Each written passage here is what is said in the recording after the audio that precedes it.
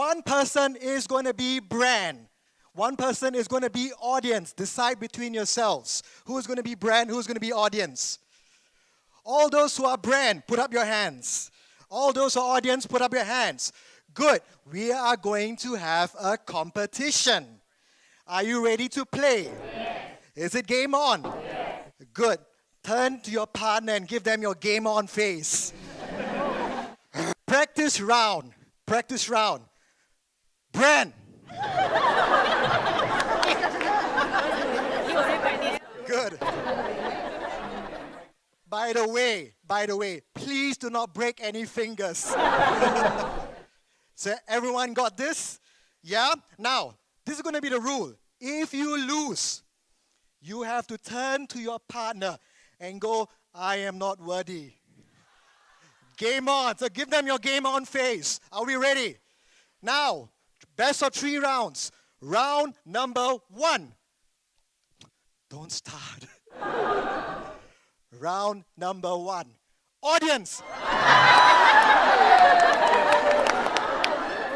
Good. Round number 2. Brand.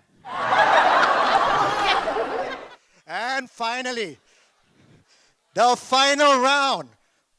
Stare your partner in the eye like you're going to win this. Final round. Brand. Wait, losers. Where are the losers? Face your partner. You know what to do. So there are a few lessons from this. We live in a world that we are brands, that we are now trying to connect and engage our audience. But many a time we make mistakes because we are going there and goes, please hire me. And the audience going, stay away. And it happens. And there are times when the audience is going up to you and going, please, we want you, we love your brand. And you go, I can't comment. You decide what you want. And we live in this era. So ladies and gentlemen, I'm here to turn you on. I'm not going to dance. You will never come back from lunch if I do. But I want to turn you on. And most importantly, I want to turn on your brand. All of you here in this room. One of the things I want to acknowledge to everybody in this room is this. The day you were born, you are the CEO of your brand. You are the CEO of your brand. And many a times I've gone into organizations, and I do this for a living for the past 22 years. I do a lot of work with corporate brands. But I also see this. I see personal brands and how they doubt themselves or they go, I don't think I'm good enough. And I want you to remember this. The day you are the CEO of your brand, what you say, what you do, how you connect, how you try to catch your audience is a reflection of your personal brand. So we did a survey as part of my consulting firm asking over 5,000 personal brands across Southeast Asia. And these were some of the data that we found from this survey. So I'm going to share some of this data with you, but I'm going to, again, play with the audience. I want you to decide by yourselves if this is true or false. So if you think this is true, I want you to raise 2 hands. Everyone got this? How many hands? 2. And if you think it's false, I want you to do this. I want you to fold your hands and shake your head. Everyone got that? Good. Let me give you the first point. True or false? The stronger your personal brand, the higher the chance of people doing business or recommending you. True or false? Man, very smart audience. Give yourself a round of applause. Good job. The answer is true. Number 2, people are 2 times more likely to buy or work with personal brands they trust. True or false? Good. The correct answer is false. People are 4 times more likely to buy from a brand. Speaker 1, audience 1. Final question. People that develop and use a strategic personal brand communication plan have a higher chance of success in their career or business. True or false? Everyone's a bit unsure now. It's like, episode's not going to move. The correct answer is true. Well done. So we realized that through our survey and through our research, that personal brand has a huge advantage when it comes to positioning yourself in the market, be it from an entrepreneur perspective or from a career perspective. So what I want to do is to ask you all this question. As a brand, do you know what you stand for? Yes or no? Yes. Good. I hear more yeses than nos. So I want you to think of one word that best represents your brand. For example, the word could be passion. I am about passion. It could be about service. I'm Ron Kaufman. I'm about service. It could be about, I'm about integrity. So I want you to think about one word that best represents your brand. Everyone got this? Everyone got their word? Yes or no? Good. This is what I want you to do. I want you to be proud of your brand, and I want you to shout this word as loud as possible. Got this? As loud. We're going to wake up the students outside. On a count of 3. 1, 2, 3. This is what you guys sound like.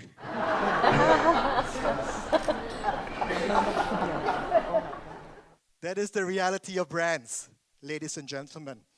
We live in a cluttered, crowded world. Everyone's shouting out their messages. Everyone's saying, pick me, pick me, pick me, hire me. And that's a problem. And the best way for brands to stand out is, number one, of course, to know who they are. Number two, to be very clear about what they are saying. But most importantly, in the clutter of noise, every one of you shouting, you have to stand out. You have to be differentiated. So in my limited time today, I'm going to share with you some ideas on how you can do that. I've been doing this for 22 years. And I have a very clear process that I take our consulting clients through and our personal brands through.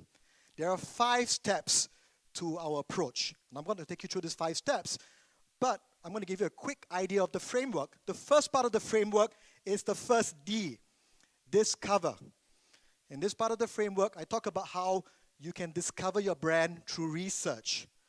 Part 2 of the framework is about define. We help our clients define exactly who their audiences are. The third part of the framework is about develop. At this stage, we help brands develop a very clear idea of the framework. Fourth stage, demonstrate. We help brands clearly demonstrate their value, clearly demonstrate their credibility in the marketplace. And at the final stage, we have deliver, where we help brands go out and deliver a powerful brand plan. I can't take you through these 5 stages, but what I'm going to do is I am going to share 2 quick ideas from this stage for today. Let's start with the first one. Develop. Developing a message. I love music.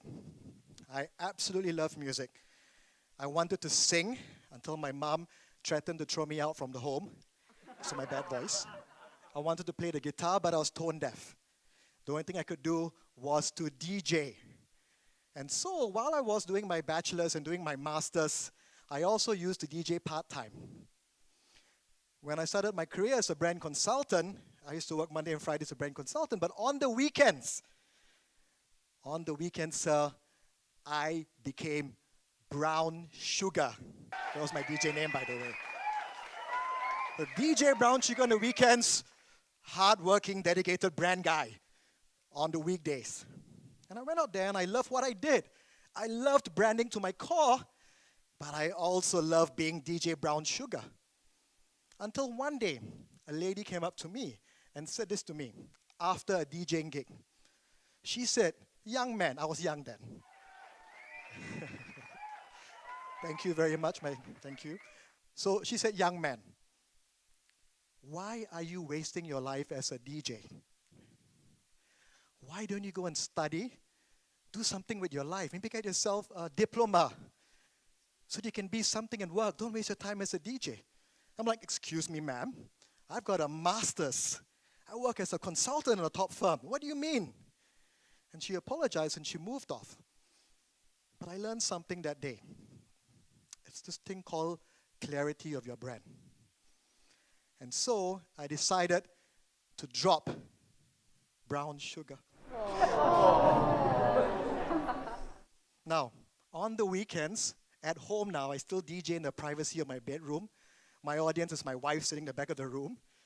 But I decided to focus on being the brand guy and wanted the world to know that I'm the brand guy.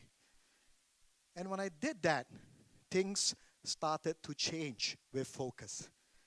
So what I'm going to show you is an example of how when you have focus, you can take that and deliver that in a very clear value proposition.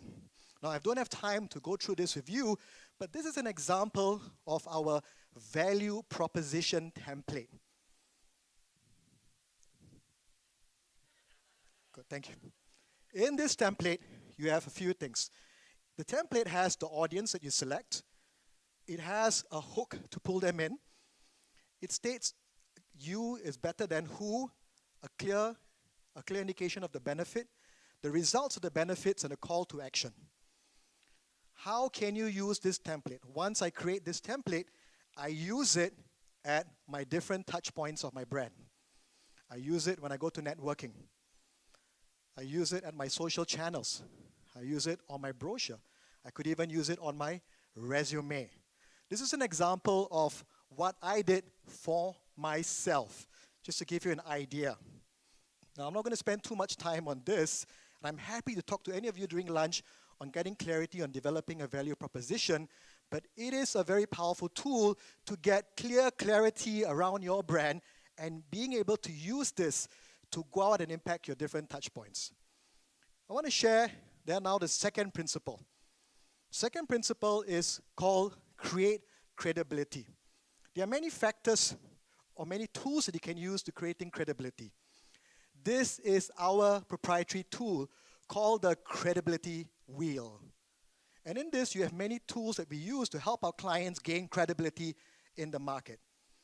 Let me show you some examples around it. This, for example, is called credibility by volume, where you go with numbers. You talk about how many people you have and how many clients you have served.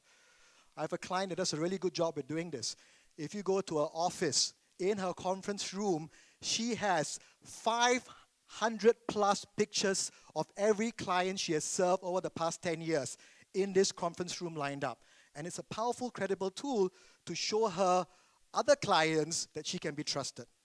The other ways you can do this as well, you can look at credibility by being in the media, writing articles or receiving awards. Every award counts. You've got to talk about it because it's part of your brand. You could also show credibility by showcasing your recommendations or your testimonials. I'm a big believer of LinkedIn, but I'm a bigger believer of video-based testimonials. And I have my own YouTube channel, and I highly encourage you, every time you work with clients, or even within your organization when you work with your colleagues, get their testimonials and have them from a YouTube perspective. There are many ways that you can get testimonials, and I encourage you to get as many as you can. So this is my challenge for you at this stage. We've talked about two key principles. And the two key principles are, number one, about developing a clear message. My challenge for you is go and craft a powerful value proposition. Challenge number two, I would love for you to really work on demonstrating credibility across touch points. One of the things that I start to see in organizations and in individuals is this fear of saying, oh, it's Singapore and it cannot be too showy and flashy. It's your brand.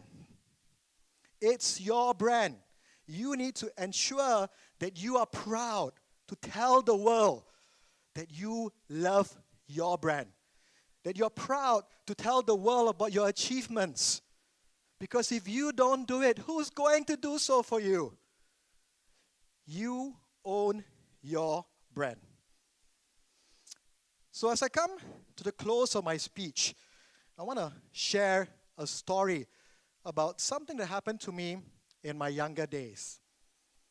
The year was 1992. 17 years old, excited, loving life, but really not having experienced that much. Never had a girlfriend. July 25th, I was out about in Orchard Road when I met in an accident. It was a bad accident because as I lay there and a pool of blood forming around me, I could see a huge hole in my chest. They rushed me to hospital. The doctors came in, looked at me and went, "Tiala." For those who don't know what it means gone case. And so I lay there telling myself, I'm 17 years old and I'm going to die. My mom walked in, by the way. And she walked in, she looked at me, she goes, "Oh my God, my son's going to die." My mom wasn't really a motivational speaker. So I lay there, giving up on life. I lay there telling myself, 17 and goodbye world, nice knowing you. And I had tears in my eyes. At that point of time, while they were preparing me for surgery, a nurse walks in. So I want to give you some context. I'm 17 years old, never had a girlfriend, and a nurse walks in, and she was hot. So here am I going, I'm going to die, I'm going to die. Oh my God, she's hot. The nurse walks over, comes over, holds my hand, strokes my hair. She goes, "Jerome, why are you crying?" I looked at her and I said, "I'm dying. I'm 17 and I'm going to die." And she said to me, "You're not going to die. You are going to live life and you're going to experience it to its fullest. And if you survive, I am going to bring you out on a date." And that's when I ran, "I'm going to live!" And so, I went for a surgery. I was in hospital for 3 weeks. It was tough, I have to admit. But the first thing I did when I regained consciousness after my surgery was to go, "Where's the nurse?" I described her in full, as vividly as I could. And the head nurse said this to me: "There was no such person." I know what you're thinking, Sean. I was under the influence of drugs, I know. Maybe Hantu. I'll tell you what she was.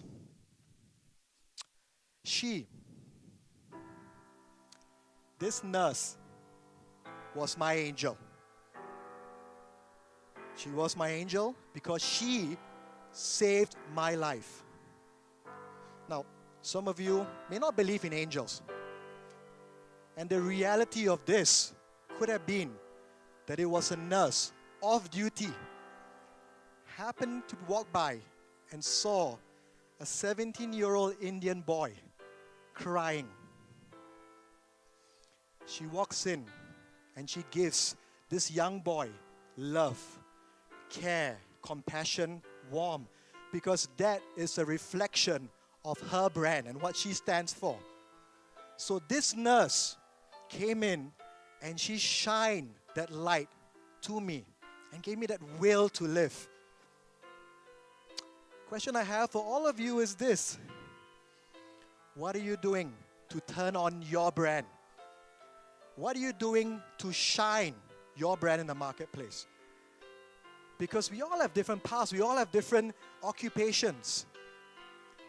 She did what she had to do as a nurse. You do what you have to do in your own career. But remember, keep shining and keep that light turned on.